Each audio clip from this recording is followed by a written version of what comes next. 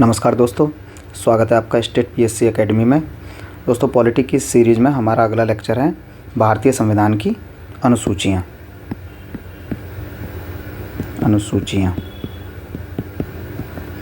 तो दोस्तों, हम इस चैप्टर में पढ़ेंगे कि अनुसूचियों में क्या शामिल है, अनुसूचियाँ क्या होती हैं, उनमें कौन कौन से भाग या प्रावधान शामिल हैं, उससे संबंधित प्रश्न करेंगे जो भी पिछले परीक्षाओं में पूछे गए हैं, और कौन कौन से संशोधन के द्वारा नई अनुसूचियों को शामिल किया गया है, ये सब हम इस चैप्टर में पढ़ेंगे। दोस्तों, इस चैप्टर या लेक्चर की जो पीडीएफ है वो हमारे टेलीग्राम चैनल पर आपको मिल जाएगी। तो ज़्यादा देरी न करते हुए चलिए शुरू करते हैं। दोस्तों, अनुसूची क्या है? अनुसूची संविधान का वह भाग है जिसमें विभिन्न विषयों का विस्तृत विवरण दिया जाता है। इसमें मुख्य अनुच्छेदों को संक्षिप्त रखने के लिए विस्तृत प्रावधान शामिल किए जाते हैं। भारतीय संविधान में मूल रूप से 8 अनुसूचियाँ थीं। वर्तमान में 12 अनुसूचियाँ हैं। 4 अनुसूचियों को बाद में संविधान संशोधन अधिनियम के माध्यम से शामिल किया गया था। तो दोस्तों, पढ़ते हैं पहली अनुसूची जो है वो राज्य एवं संघ राज्य क्षेत्रों के विवरण से संबंधित है। इसके बाद आती है दूसरी अनुसूची भारतीय संघ के पदाधिकारियों के वेतन, भत्ते तथा पेंशन के उल्लेख से संबंधित है। इसके बाद आती है तीसरी अनुसूची जो पदाधिकारी हैं उनके शपथ और प्रतिज्ञान के प्रारूप से संबंधित है। इसमें शपथ और प्रतिज्ञान का प्रारूप दिया गया है। इसके बाद आती है चौथी अनुसूची में राज्यों तथा संघ राज्य क्षेत्रों का राज्यसभा में प्रतिनिधित्व दिया गया है। इसके बाद आती है पाँचवीं अनुसूची अनुसूचित क्षेत्रों तथा अनुसूचित जनजातियों के प्रशासन व नियंत्रण के उपबंध से संबंधित है। इसके तहत जनजातीय भूमि का खनन करने के लिए अगर निजी पक्षकारों को भूमि स्थानांतरित की जाती है तो उस प्रावधान को शून्य घोषित किया जा सकता है। इसके बाद आती है छठी अनुसूची असम, मेघालय, त्रिपुरा और मिजोरम के जनजातीय क्षेत्रों के प्रशासन से संबंधित है। इसे हम इस तरीके से याद कर सकते हैं, AMTM, यानी कि असम, मेघालय, त्रिपुरा और मिजोरम। इसके बाद आती है सातवीं अनुसूची में केंद्र व राज्यों के बीच शक्तियों का विभाजन किया गया है। इसमें 3 अनुसूचियाँ हैं, संघ सूची, राज्य सूची और समवर्ती सूची। संघ सूची में पहले पढ़ते हैं संघ सूची में 97 विषय हैं। वर्तमान में इसमें 98 विषय हैं। इसमें कानून बनाने का अधिकार केवल संघ को है। इसमें जो मुख्य विषय हैं, वैसे तो इसमें 98 विषय हैं, लेकिन आप इसमें से कुछ प्रमुख विषय हैं उनको यहाँ देख सकते हैं, जैसे रेडियो, टेलीविज़न, शेयर बाजार, डाकघर, जनगणना, बैंकिंग, बीमा, रक्षा, रेलवे, निगम कर आदि। इसके बाद आती है राज्य सूची में 66 विषय हैं। वर्तमान में इसमें केवल 59 विषय हैं। इसमें कानून बनाने का अधिकार राज्य को होता है। इसके जो मुख्य विषय हैं, पुलिस, लोक व्यवस्था, लोक स्वास्थ्य, कृषि, रेलवे पुलिस, कारागार। एक बात ध्यान देने वाली है, जो रेलवे है वो संघ सूची का विषय है और जो रेलवे पुलिस है वो राज्य सूची का विषय है। कारागार, और इसमें शामिल है कारागार, पंचायती राज और भूमि सुधार। इसके बाद आती है समवर्ती सूची में 47 विषय थे। इसमें वर्तमान में 52 विषय हैं। इसमें कानून बनाने का अधिकार संघ व राज्यों दोनों को होता है। इसके जो प्रमुख विषय हैं वो आर्थिक योजना, जनसंख्या नियंत्रण, परिवार नियोजन, शिक्षा, वन, विवाह, तलाक, गोद लेना आदि इसमें शामिल हैं। दोस्तों, एक बात ध्यान देने वाली है कि 42वें संविधान संशोधन अधिनियम 1976 के माध्यम से कुछ विषय जो राज्य सूची में थे उनको समवर्ती सूची में स्थानांतरित कर दिया गया था ताकि उससे संबंधित कानून संघ और राज्य दोनों बना सकें। इसके बाद आती है 8वीं अनुसूची। 8वीं अनुसूची में मान्यता प्राप्त 22 भाषाएं शामिल हैं। इसमें मूल रूप से 14 भाषाएं थीं। उसके बाद संविधान संशोधनों के माध्यम से इसमें 8 भाषाएं और शामिल की गईं, जिससे वर्तमान में 22 भाषाएं हो गई हैं। 71वें संविधान संशोधन 1992 के द्वारा इसमें कोंकणी, नेपाली और मणिपुरी भाषा को शामिल किया गया। 1921वें संविधान संशोधन 1967 के द्वारा इसमें सिंधी भाषा को शामिल किया गया और 92वें संविधान संशोधन अधिनियम 2003 के द्वारा, जिसे 2004 में शामिल किया गया था, संथाली, डोगरी, मैथिली तथा बोडो को शामिल किया गया। ये सभी मिलाकर 22 भाषाएं हैं जो मान्यता प्राप्त हैं। इसके बाद आती है 9वीं अनुसूची। 9वीं अनुसूची जो है वो विशिष्ट अधिनियमों के विधिमान्यीकरण से संबंधित है, जैसे भू सुधारों, जमींदारी प्रणाली के उन्मूलन से संबंधित राज्य विधानमंडलों और अन्य मामलों से संबंधित संसद के अधिनियम और विनियमन इसमें शामिल होते हैं। मूलतः इसमें 13 थे, लेकिन वर्तमान में इसमें 282 अधिनियम शामिल हैं, अधिनियम और विनियमन। इसे प्रथम संविधान संशोधन 1951 द्वारा जवाहरलाल नेहरू के कार्यकाल में शामिल किया गया था। इसके बाद आती है 10वीं अनुसूची। 10वीं अनुसूची दल परिवर्तन या दल बदल के आधार पर निरर्हता से संबंधित है। इसे 52वें संविधान संशोधन अधिनियम 1985 के द्वारा शामिल किया गया था। इसके बाद आती है 11वीं अनुसूची।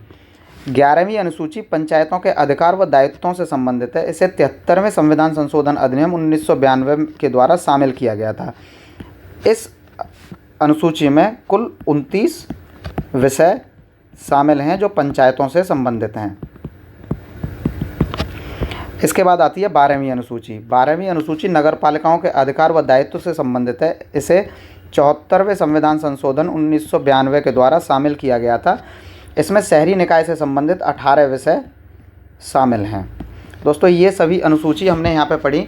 एक बात ध्यान देने वाली है कि ये अनुसूची वाला जो चैप्टर है ये महत्वपूर्ण है। इससे लगभग हर परीक्षा में हर साल कम से कम 1 या 2 प्रश्न पूछे जाते हैं जो लगभग मिलान वाले या उनमें गलत छांटने वाले होते हैं। इसीलिए यह चैप्टर काफ़ी इम्पोर्टेंट है और इसे सावधानीपूर्वक तैयार किया जाना बहुत ज़रूरी है। दोस्तों, इससे संबंधित जो भी प्रश्न विगत परीक्षाओं में पूछे गए हैं उन्हें हम यहाँ पे देख लेते हैं। सबसे पहला क्वेश्चन, इसे देखिए। भारत के संविधान की 4थी अनुसूची विवेचित करती है, यानी कि 4थी अनुसूची में क्या शामिल है। इसके ऑप्शन देखते हैं एक बार। राज्यसभा में स्थानों का आवंटन, राजनीतिक दल बदल, पंचायत व्यवस्था और भाषाएं। दोस्तों, जैसा कि हमने अभी थोड़ी देर पहले पढ़ा कि 4थी अनुसूची में राज्यसभा में स्थानों का आवंटन शामिल है, इसलिए इसका आंसर ये हो जाएगा। बाकी के ऑप्शन देखते हैं। राजनीतिक दल बदल 10 में शामिल है, पंचायत 11 में शामिल है और भाषाएं 8 में शामिल है। इसके बाद देखते हैं अगला क्वेश्चन। दोस्तों, इसको देखिए। भारतीय संविधान की 3य अनुसूची में निम्न में से क्या उपबंधित किया गया है। 3री अनुसूची, जैसा कि हम जानते हैं कि 3री अनुसूची जो है शपथ एवं प्रतिज्ञान के प्रारूप से संबंधित है। तो इसमें क्या है, संघ के मंत्री के लिए पद की शपथ का प्रारूप, उच्चतम न्यायालय के मुख्य न्यायाधीश द्वारा ली जाने वाली शपथ का प्रारूप, भारत के राष्ट्रपति के लिए पद की शपथ का प्रारूप और संसद के सदस्य द्वारा ली जाने वाली शपथ का प्रारूप। तो इसमें कौन कौन से सही हैं हमको वो देखना है। तो संघ के मंत्री के लिए पद की शपथ का प्रारूप इसमें होता है शामिल। उच्चतम न्यायालय के मुख्य न्यायाधीश द्वारा ली जाने वाली शपथ का प्रारूप भी होता है। भारत के राष्ट्रपति के लिए पद की शपथ का प्रारूप भी नहीं, भारत के राष्ट्रपति के पद की शपथ का प्रारूप अनुच्छेद 60 में दिया गया है, ना कि इसमें, इसलिए ये वाला स्टेटमेंट गलत हो जाएगा। इसके बाद चौथा देखते हैं, संसद के सदस्य द्वारा ली जाने वाली शपथ का प्रारूप, यानी कि सांसदों द्वारा, ये भी सही है। इसका मतलब 1, 2 और 4 इसका सही आंसर हो जाएगा। इसका मतलब इसका आंसर सी हो जाएगा। इसका ऑप्शन वो देख लेते हैं एक बार। एक्सप्लेनेशन। भारतीय संविधान की 3री अनुसूची में शपथ या प्रतिज्ञान के प्रारूप से संबंधित है। इस अनुसूची में निम्नलिखित के द्वारा ली जाने वाली पद गोपनीयता की शपथ या प्रतिज्ञान का प्रारूप दिया गया है। संघ के मंत्री, संसद के निर्वाचन के अभ्यर्थी, संसद के सदस्य, उच्चतम न्यायालय के न्यायाधीश और भारत के नियंत्रक महालेखा परीक्षक, किसी राज्य के मंत्री, राज्य विधानमंडल के निर्वाचन के अभ्यर्थी, राज्य विधानमंडल के सदस्य, उच्च न्यायालयों के न्यायाधीश। इसके बाद देखते हैं भारत के राष्ट्रपति द्वारा ली जाने वाली शपथ या प्रतिज्ञान का प्रारूप संविधान के अनुच्छेद 60 में दिया गया है, जैसे कि मैंने अभी आपको यहाँ पे बताया था। इसलिए तीसरा स्टेटमेंट गलत है, बाकी 1, 2 और 4 इसके स्टेटमेंट सही हो जाएंगे, तो इसका आंसर हो जाएगा सी। तो इसके बाद अगला क्वेश्चन देखिए, सूची 1 को सूची 2 से सुमेलित कीजिए तथा सूचियों के अंत में दिए गए कूट से सही उत्तर चुनिए।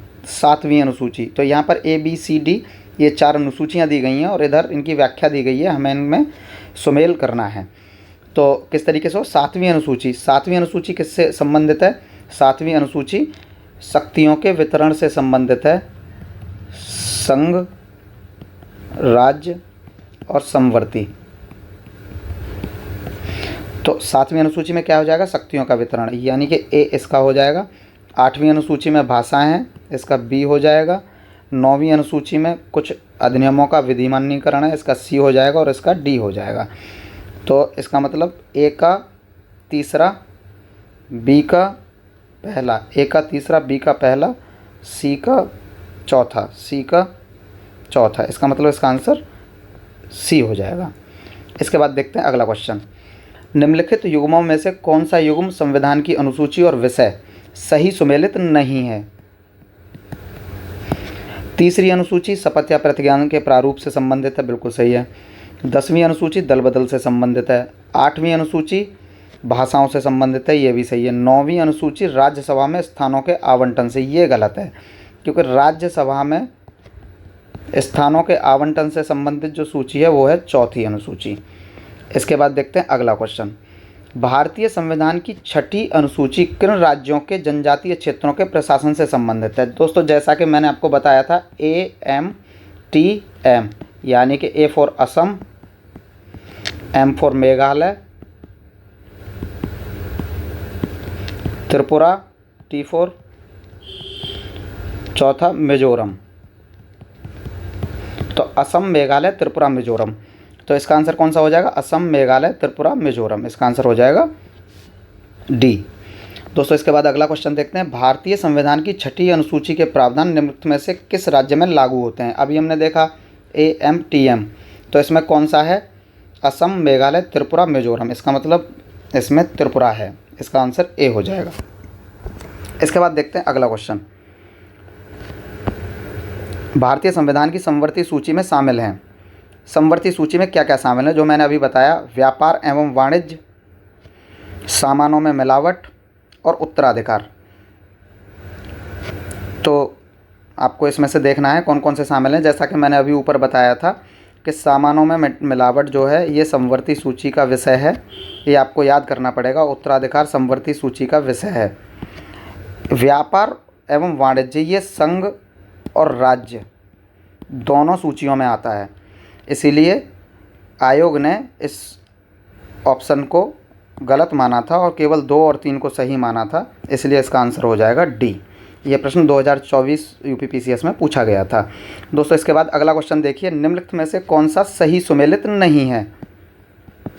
सार्वजनिक स्वास्थ्य एवं स्वच्छता, सार्वजनिक स्वास्थ्य एवं स्वच्छता ये राज्य सूची का विषय है।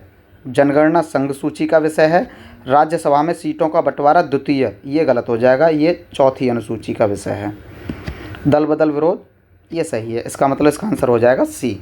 ये UPPCS प्री 2019 में पूछा गया था। इसके बाद अगला क्वेश्चन देखते हैं, जैसे कि इसका एक्सप्लेनेशन यहाँ पे दिया गया है, इसको आप देख सकते हैं। इसके बाद अगला क्वेश्चन देखते हैं, भारत के संविधान के अंतर्गत विषय तथा संबंधित सूची के बारे में निम्न युग्मों में से कौन एक सुमेलित नहीं है? 1 समवर्ती सूची, शेयर बाजार समवर्ती सूची, डाकघर बचत बैंक संघीय सूची, जन स्वास्थ्य राज्य सूची।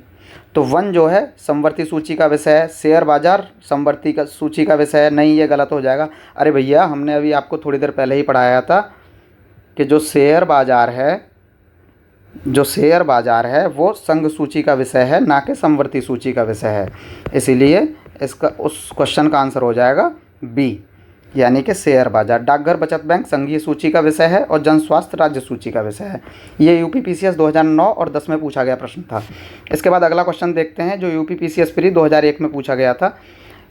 निम्न में से कौन राज्य सूची में है? राज्य सूची में हमने आपको एक बात बताई थी वहाँ पे कि रेलवे जो है वो संघ सूची का विषय है और रेलवे पुलिस जो है वो राज्य सूची का विषय है। तो यहाँ पर ध्यान दीजिए, राज्य सूची का विषय निगम कर संघ का है, जनगणना संघ का है, आर्थिक एवं सामाजिक नियोजन ये भी आर्थिक एवं सामाजिक नियोजन ये समवर्ती सूची का विषय है। तो इसका आंसर हो जाएगा रेलवे पुलिस, यानी कि ए इसका आंसर हो जाएगा। इसके बाद देखते हैं अगला क्वेश्चन। ये यूपीपीसीएस जब मेंस का होता था तो उस 2003 में पूछा गया था। उसमें वैकल्पिक प्रश्न पूछे जाते थे जो जीएस के थे। राज्य भूमि सुधार अधिनियमों को संवैधानिक सुरक्षा प्रदान करने हेतु सम्मिलित किया गया है। ये हमने अभी देखा था, भूमि से संबंधित, भूमि सुधार से संबंधित जो कानून हैं उनको 9वीं अनुसूची में शामिल किया गया है। इसका आंसर हो जाएगा बी। इसके बाद देखते हैं अगला क्वेश्चन। संविधान की 11वीं अनुसूची निम्नलिखित में से किससे संबंधित है? तो 11वीं अनुसूची किससे संबंधित है हमने देखा था, ये 73वें संविधान संशोधन अधिनियम 1992 के द्वारा शामिल की गई थी। 11वीं अनुसूची ये किससे संबंधित है? पंचायती राज से संबंधित है। और 12वीं किससे संबंधित है? वो नगर पालिका से संबंधित है। इसमें जैसा कि हमने बताया था 29 विषय शामिल हैं और नगर पालिका वाले में जो शहरी निकाय से संबंधित 18 विषय शामिल हैं। दोस्तों ये था हमारा यहाँ पे चैप्टर भारतीय संविधान की अनुसूचियाँ, जिसका हमने बारे में पढ़ा, पूरी सूचियों की व्याख्या देखी और उसके बाद हमने उससे संबंधित प्रश्न कराए जो भी पिछले वर्षों में आए हुए हैं, परीक्षाओं में पूछे गए हैं। ज़्यादातर हमारा फोकस यहाँ पर यूपीपीसीएस की परीक्षा के लिए था। तो दोस्तों ये वीडियो जो आपने देखा है इसमें अगर आपको कोई कमी लगी हो या फिर कुछ गलती हो तो आप हमें सुझाव या कमेंट जो भी है वो हमें दीजिए ताकि हम अगली वीडियो को और बेहतर बना सकें और आपके सामने प्रस्तुत कर सकें। तो ये लेक्चर यहीं पर समाप्त होता है दोस्तों। नमस्कार, जय हिंद।